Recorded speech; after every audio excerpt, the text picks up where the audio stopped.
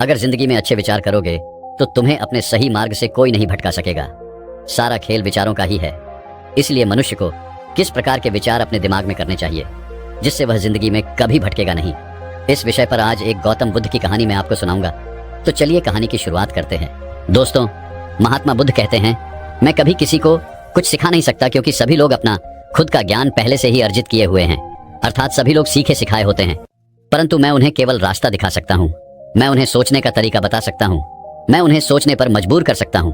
और महात्मा बुद्ध की यह कही हुई बात बहुत ही महत्वपूर्ण है, क्योंकि जब राह से भटका हुआ इंसान यदि उसे सोचने पर मजबूर किया जाए तो वह पल भर रुककर यह समझ सकता है कि वह किस दिशा में जा रहा है। क्या वह जो कर रहा है वह सही है या गलत। और जब वह इंसान यह सोच सकता है, उसे समझ सकता है, तो उसे बदल भी सकता है।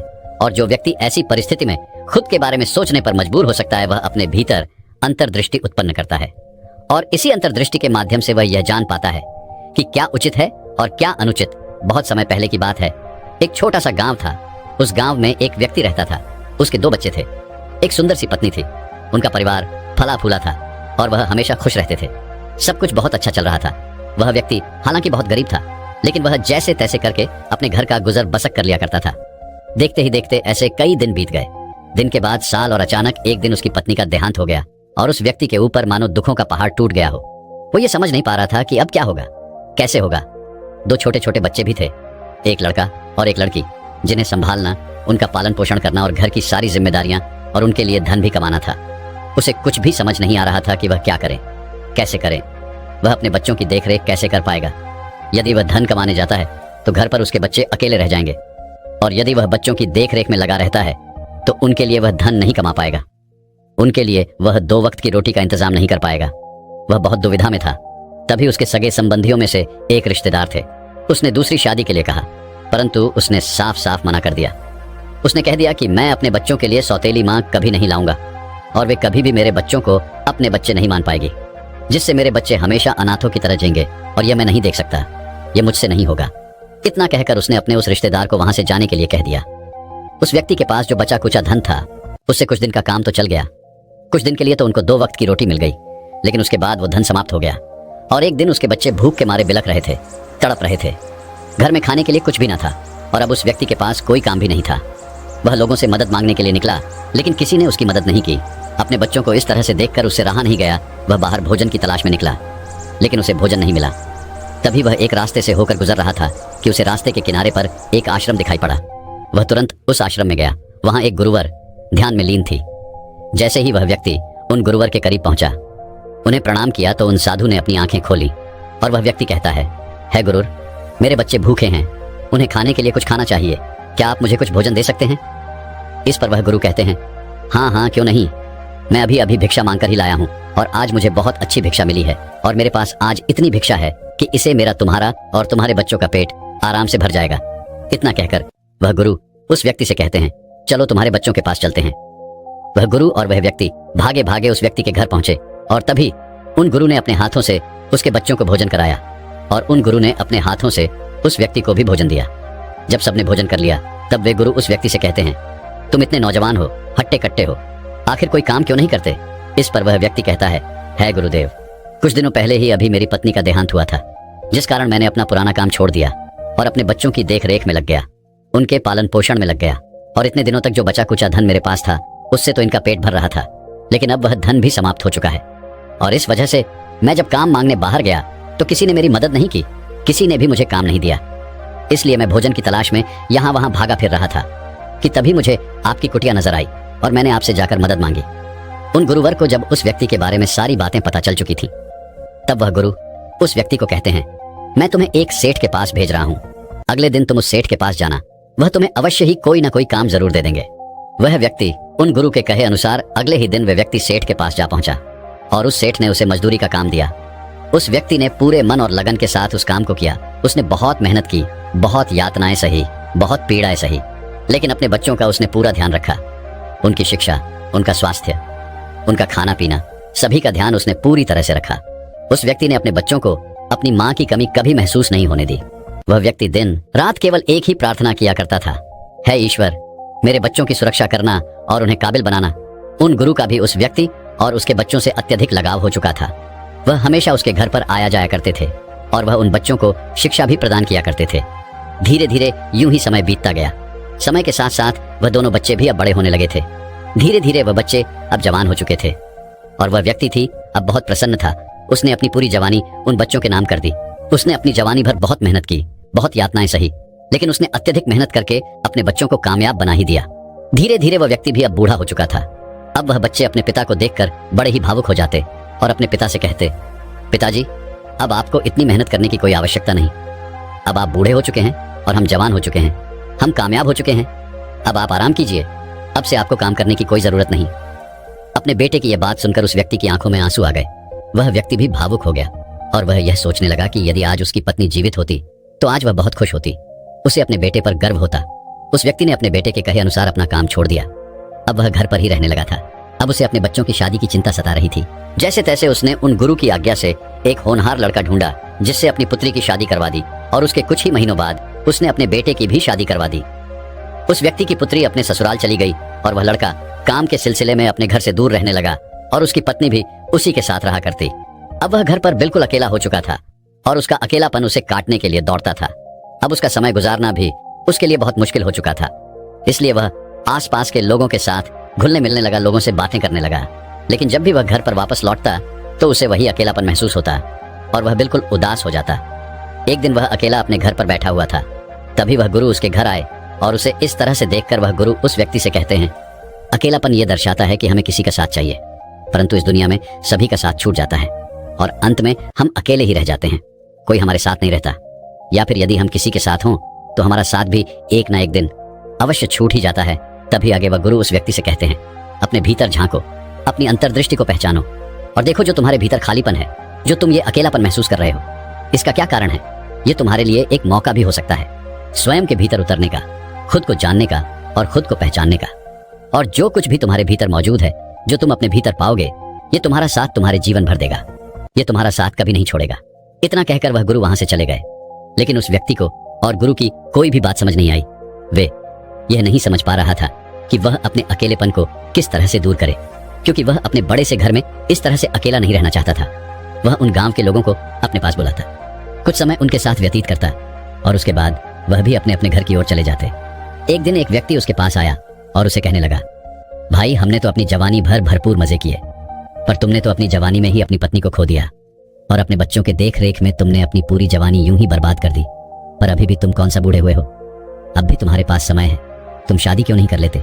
दिन भर घर में अकेले बैठने से अच्छा है कि तुम्हारी एक पत्नी होगी जो तुम्हें प्यार से खाना खिलाएगी, तुमसे बातें करेगी और तुम्हारा समय भी यूं ही बीत जाएगा। ये बात उस व्यक्ति के मन में बैठ गई। तभी उसके एक साथी मित्र ने उससे कहा, तुम अभी भी जवान दिखते हो और हम एक ऐसी लड़की को जानते हैं जो तुमसे मिलकर बहुत खुश होगी। वह अभी जवान है, तुम्हारे जैसी है और वह तुम्हारे लिए बिल्कुल ठीक रहेगी। वह व्यक्ति भी उस लड़की से मिलने के लिए राजी हो चुका था। तभी उसके साथी मित्रों ने उस लड़की से उसे मिलवा दिया। शुरू में तो उस व्यक्ति के मन में एक अजीब सी हिचकिचाहट थी, लेकिन धीरे धीरे वह हर रोज उस लड़की से मिलने लगा, उससे बातें करने लगा और अब वह लड़की भी उस व्यक्ति को हमेशा खुश रखने लगी, जिससे वह व्यक्ति भी अब पहले से बहुत अच्छा महसूस करने लगा था। उसे अब अपना जीवन पहले से बेहतर लगने लगा था। उसके जीवन में जो खालीपन था वह अब उसे भरा भरा लगने लगा था। किंतु जब यह बात उन गुरु को पता चली तो वह गुरु तुरंत ही उसके घर पर आए और उसे समझाने के लिए उस व्यक्ति से कहते हैं, भंते, जो तुमने जीवन भर कठोर तपस्या की, इतना परिश्रम किया, अपने बच्चों को पाला पोसा, उनका ख्याल रखा, उन्हें इतना बड़ा किया, इस तपस्या के फल को इस तरह से नष्ट ना करो। वह लड़की जो तुमसे प्रेम का नाटक कर रही है वह तुम्हारी बेटी की उम्र की है और जिन लोगों ने भी तुम्हें उनसे मिलवाया है वे अच्छे नहीं हैं। उनके विचार, उनकी सोच बिल्कुल उचित नहीं है। मेरी बात याद रखना, गलत संगत का असर हमेशा गलत ही होता है और इसका परिणाम तुम्हें भुगतना ही पड़ेगा। किंतु वह व्यक्ति तो उस लड़की के मोह में इस तरह से पागल हो चुका था कि अब उस व्यक्ति को उन गुरु की कोई भी बात अच्छी नहीं लग रही थी। वह व्यक्ति क्रोधित होकर उन गुरु से कहता है, आप कौन होते हैं मेरे निजी जीवन में दखल अंदाजी करने वाले। मैंने अपनी पूरी जवानी अपने बच्चों की देख रेख में लगा दी, उनकी जिम्मेदारी पूरी की और अब वो दोनों सुखी हैं, कामयाब हैं, और अब जब मैं अपना जीवन जीना चाहता हूँ तो आप मुझे मना क्यों कर रहे हैं। आप मुझे यहाँ पर सावधान करने क्यों आए हैं। उस व्यक्ति की ये सारी बातें सुनकर वह गुरु चुपचाप वहां से चले गए। लेकिन वह व्यक्ति उस लड़की को छोड़ने के लिए तैयार नहीं था। उसका बेटा उसे जो भी खर्च देता था वो सारा पैसा उस लड़की पर उड़ा देता। धीरे धीरे उसके पिता के खर्च बढ़ते जा रहे थे और वह अपने पुत्र से और भी पैसों की मांग करने लगा। एक दिन उसका बेटा अपने पिता से मिलने आया और उसने अपने पिता से कहा, पिताजी, जहां तक मैं जानता हूं आपने तो कभी इतने पैसे खर्च नहीं किए, आप इतने खर्चीले हैं ही नहीं। फिर आप अचानक से इतने पैसे क्यों मांग रहे हैं? और ये सारे पैसे आप कहां खर्च कर रहे हैं? मैं पहले जो पैसे दिया करता था, मैं उससे कहीं ज्यादा पैसे अब आपको दे रहा हूं, लेकिन फिर भी आपका खर्च उतने में भी पूरा नहीं पड़ रहा। आखिर आप इतने सारे पैसे कर क्या रहे हैं? तभी वह व्यक्ति क्रोधित होकर अपने पुत्र से कहता है, क्या तुम अब इतने बड़े हो गए हो कि तुम मुझसे हिसाब लोगे? क्या इसीलिए मैंने तुम्हें पढ़ाई लिखा? क्या इसीलिए मैंने तुम्हें इतना कामयाब बनाया? क्या मैंने तुम्हें यही शिक्षा दी थी कि तुम आगे चलकर अपने ही पिता से खर्चों का हिसाब लो? उस पुत्र ने चुपचाप अपने पिता की सारी बातें सुनी और चुपचाप ही वह वहां से चला गया। कुछ दिनों बाद वह व्यक्ति अपने पुत्र से मिलने गया और अपने पुत्र से कहता है, बेटा, अब मैं घर पर अकेला रहता हूँ और मुझे अकेलापन काटने को दौड़ता है। तुम भी काम से हमेशा बाहर रहते हो, इसलिए मैं बहुत अकेला महसूस करता हूँ। इसीलिए मैं आज तुमसे ये कहने आया हूँ कि मैं सोच रहा हूँ कि मैं शादी कर लूँ, जिससे मेरा अकेलापन भी समाप्त हो जाएगा और कोई मेरा ध्यान रखने वाला भी आ जाएगा। इस पर उस व्यक्ति का पुत्र कहता है, पिताजी, आप ठीक कहते हैं और मैं भी कहीं दिन से यही सोच रहा हूँ। इसलिए मैंने आप ही की उम्र की एक लड़की देख रखी है, उसका भी कोई नहीं है और वह बहुत संस्कारी भी है। वह आपका ध्यान बहुत अच्छे से रखेगी और आप दोनों की जोड़ी भी बहुत अच्छी रहेगी। तभी वह व्यक्ति अपने पुत्र से कहता है, नहीं नहीं, मैंने अपने लिए पहले से ही एक लड़की देख रखी है और मैं उसी से शादी करना चाहता हूँ। तभी वह पुत्र अपने पिता से कहता है, ये तो बहुत अच्छी बात है, आप मुझे बताइए वह कौन है, मैं अभी चलकर उनसे बात कर लेता हूँ।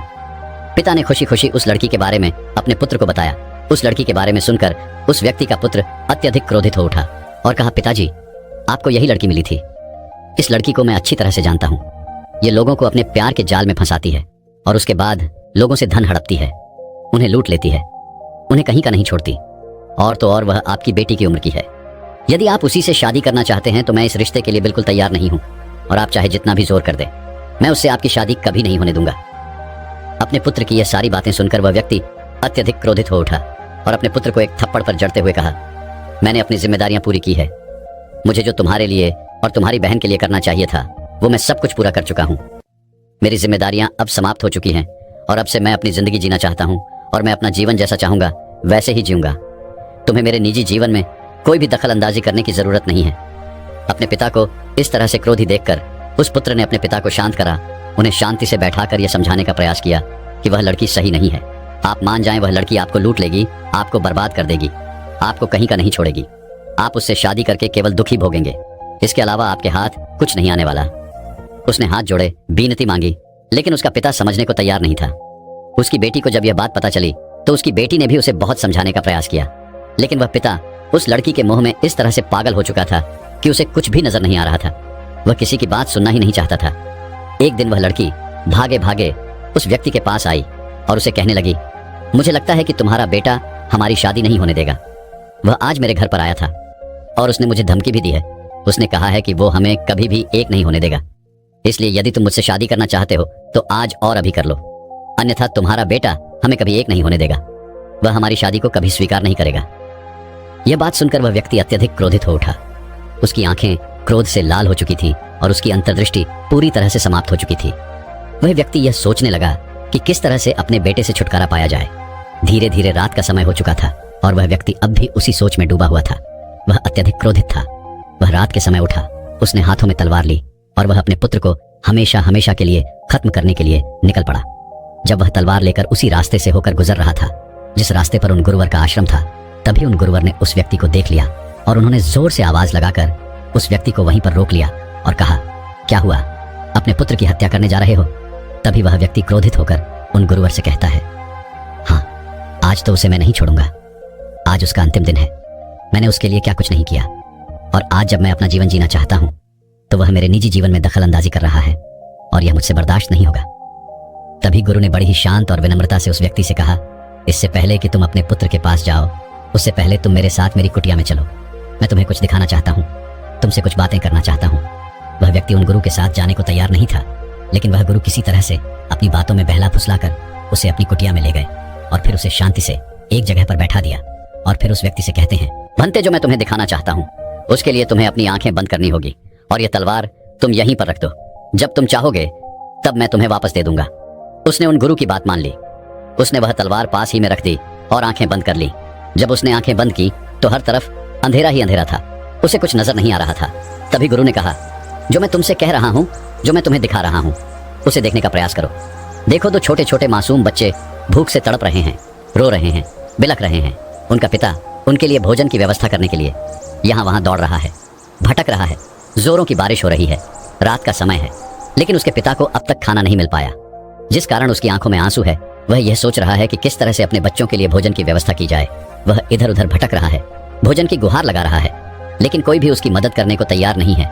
कोई भी उसे भोजन देने के लिए तैयार नहीं है। वह अपने आप को हारा हुआ महसूस कर रहा है, टूटा हुआ महसूस कर रहा है। लेकिन तभी उसे एक आश्रम नजर आया। वह उस आश्रम में जाकर उन गुरु से भोजन की गुहार लगाता है। तभी वह गुरु उसे और उसके बच्चों को भोजन देते हैं, जिससे उसके प्राणों से भी प्यारे उसके 2 छोटे छोटे मासूम बच्चों की जीवन बच जाता है। वह अपने बच्चों के पालन पोषण में पूरी तरह से जुट जाता है। लेकिन उसके रिश्तेदार, सगे संबंधी, उसके मित्र उसका दूसरा विवाह करवाना चाहते हैं, लेकिन वह विवाह करने को तैयार ही नहीं। वह तो इस संकल्प में जुट गया है कि वह अपने बच्चों का पूरा ध्यान रखेगा, उनका पालन पोषण करेगा, उनकी सारी जिम्मेदारियां निभाएगा और उन्हें कठोर परिश्रम और तपस्या से एक ना एक दिन कामयाब भी बनाएगा।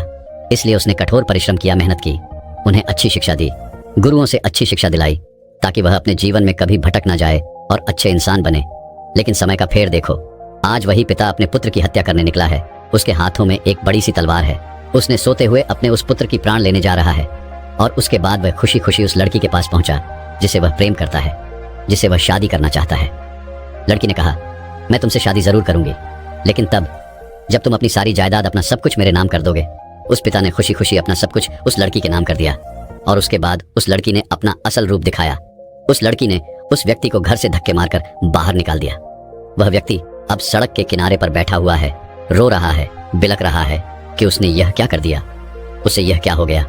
उसने अपने ही पुत्र के अपने हाथों प्राण ले लिए। जब यह बात उसकी बेटी को पता चली तो उसकी पुत्री भी उससे मिलने आई, लेकिन वह पिता अपने पुत्री से नजरें नहीं मिला पा रहा। तभी वह पुत्री अपने पिता से कहती है, पिताजी, आपने ये क्या किया, अपने ही बेटे के प्राण ले लिए। यदि हमारे साथ आपको ऐसा ही करना था तो आपने यह पहले ही क्यों नहीं कर दिया, हमें इतना बड़ा क्यों किया। यदि आप हमारे साथ बचपन में ही यह कर देते तो आपको रोकने वाला कोई नहीं होता। आप उस वक्त जवान थे और तब जैसे चाहते वैसे अपने जीवन को बिता सकते थे। फिर इतना सब नाटक करने की आपको क्या जरूरत थी। इतना कहकर उस लड़की ने तुरंत वहीं पर अपने भी प्राण त्याग दिए। यह देखकर उसका पिता पूरी तरह से टूट गया। वह दहाड़ मारकर रो रहा है, लेकिन जो हो गया उसे अब कोई ठीक नहीं कर सकता। वासना हमें कुछ इसी प्रकार अंधा कर देती है। हमें अच्छे और बुरे में कोई फर्क नजर नहीं आता। हम यह सोचने लायक ही नहीं रह जाते कि क्या उचित है और क्या अनुचित। उन गुरु की यह बात सुनकर उस व्यक्ति की आंखों से आंसू बहने लगे। उसने तुरंत ही आंखें खोली और उन गुरु के चरणों में गिर पड़ा। उनसे कहने लगा, है गुरुवर, आपने मुझे आज एक अनर्थ करने से बचा लिया। यदि आज आपने मुझे नहीं रोका होता तो आज ना जाने क्या हो जाता। इसके लिए मैं खुद को कभी माफ नहीं कर पाता, जिसे मैंने अपने हाथों से पाला पोसा, जिसे मैंने अपने हाथों से बड़ा किया, जिसकी जिम्मेदारियां उठाने में मैंने अपना पूरा जीवन लगा दिया। आज उसी के प्राण लेने में निकल चुका था। है गुरुवर, आपका बहुत बहुत धन्यवाद। आपने मुझे यह अनर्थ करने से रोक लिया। तभी वह गुरुवर कहते हैं, भंते, मैं किसी को कुछ नहीं सिखा सकता। हम सब तो सीखे सिखाए ही होते हैं। मैं किसी को नहीं रोकता, सब तो अपने आप ही रुक जाते हैं। बस ऐसे समय पर हमारी अंतर्दृष्टि उत्पन्न होनी चाहिए, जागनी चाहिए। और अभी अभी तुम्हारे भीतर तुमने अपनी अंतर्दृष्टि को उत्पन्न किया है, जिस कारण तुम शांत होकर यह देख पाए कि आखिर इसका परिणाम क्या होगा।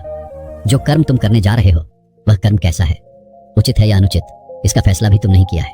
क्या सही है, क्या गलत है, यह भी तुमने अपनी अंतर्दृष्टि से ही पहचाना है। इसमें मैंने कुछ नहीं किया। उन गुरु की यह बात सुनकर वह व्यक्ति अत्यधिक प्रभावित हो गया। उसने अपना संसारी जीवन त्याग दिया और उन गुरु के चरणों में आ गया। खुद को पहचानने की, खुद को पाने के लिए राह में निकल पड़ा। दोस्तों, हमारे भीतर हमारी जो अंतर्दृष्टि है वही हमें सही और गलत देखने पर मजबूर कर देती है, जो हमें अंदर से झकझोर देती है। किसी भी व्यक्ति को जो सत्य के मार्ग पर चलना चाहता है या चलता है, उसे सबसे पहले अपने अंतर्दृष्टि को उत्पन्न करना चाहिए। इसी के कारण वह अपने मार्ग पर चल पाएगा। इसी के कारण वह यह देख सकेगा कि क्या सही है और क्या गलत, क्या अच्छा हो रहा है और क्या बुरा। क्योंकि हमारे आसपास ऐसी अनगिनत घटनाएं तो होती ही रहती हैं, और व्यक्ति यदि इन घटनाओं में पड़ गया और उन घटनाओं के कारण उसने कोई गलत फैसला ले लिया तो उसके बाद केवल उसे पछतावा ही होगा और अंत में वह केवल यही सोचता है कि ये मैंने क्या कर दिया, ये मुझसे क्या हो गया। ये वही लोग होते हैं जो वासना में अंधे हो जाते हैं। उनकी अंतर्दृष्टि पूरी तरह से बंद हो जाती है, समाप्त हो जाती है। उन्हें अच्छा या बुरा इनमें कोई फर्क नजर नहीं आता। उन्हें तो केवल अपनी वासना नजर आती है। उन्हें तो केवल अपनी वासना को पूरा करना है। वासना के पूरे होते ही अंतर्दृष्टि से मन का संबंध हट जाता है और फिर वो ये साफ साफ देख पाता है कि उसने क्या किया है और ऐसा क्यों हुआ। लेकिन जिस व्यक्ति के भीतर वह पहले से ही अपनी अंतर्दृष्टि को उत्पन्न किए हुए होता है, वह किसी भी घटना को घटने से पहले यह देख पाता है, यह समझ पाता है कि क्या सही है और क्या गलत, क्या उसके लिए उचित है और क्या अनुचित। वह इस पर सोच विचार कर सकता है और इन वास्तव से दूर रहता है। वह कभी भी किसी गलत कार्य के चक्कर में नहीं पड़ सकता, क्योंकि उसकी अंतर्दृष्टि उसे हमेशा सही मार्ग दिखाती रहती है। दोस्तों, मैं उम्मीद करता हूँ कि यह कहानी सुनने से आपके जीवन में अच्छे बदलाव आए होंगे। आपको इस वीडियो से क्या सीखने मिला, ये कमेंट करके जरूर बताइए और अपने परिवार, दोस्तों या आपके करीबी इंसान के साथ ये कहानी शेयर करके उन्हें भी इस ज्ञान से परिचित करवाएं। बाकी अगर आपको यह वीडियो दिल से अच्छी लगी हो तभी इस वीडियो को लाइक कर देना, और आपने अब तक इस चैनल को सब्सक्राइब न किया हो तो चैनल को सब्सक्राइब भी जरूर कर देना। आपका हर दिन शुभ हो और खुशियों से आपका जीवन भरा रहे।